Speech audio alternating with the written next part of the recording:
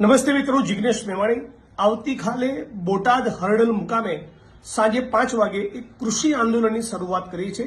એક જનઝુંબેશ લોન્ચ કરી છે, નામ છે કૃષક આંદોલન।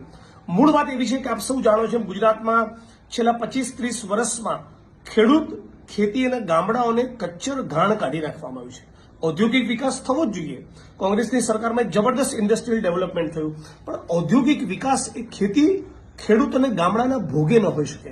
એટલે ગુજરાતમાં નવી એક વિકાસની તરાહ ઊભી થાય, નવી એક વિકાસની પદ્ધતિ ઊભી થાય અને એના માટે સમગ્ર ગુજરાતના ખેડૂતોને ગામડાઓને જગાડવાના આશયથી અમે લોકો આ કેમ્પેન લોન્ચ કરી છે।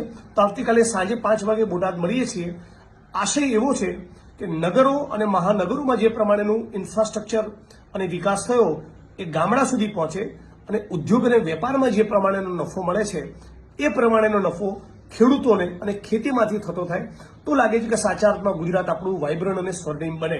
તો એક ગામડા ખેડૂત અને ખેતીની દિશામાં એક નવી ઝુંબેશ લોન્ચ કરી છે। આ તમામ લોકો આવતીકાલે સાંજે 5 વાગે બોટાદ હરડલ ખાતે મોટી સંખ્યામાં ઉપસ્થિત રહો એવી વિડીયોના માધ્યમથી અપીલ કરું છું।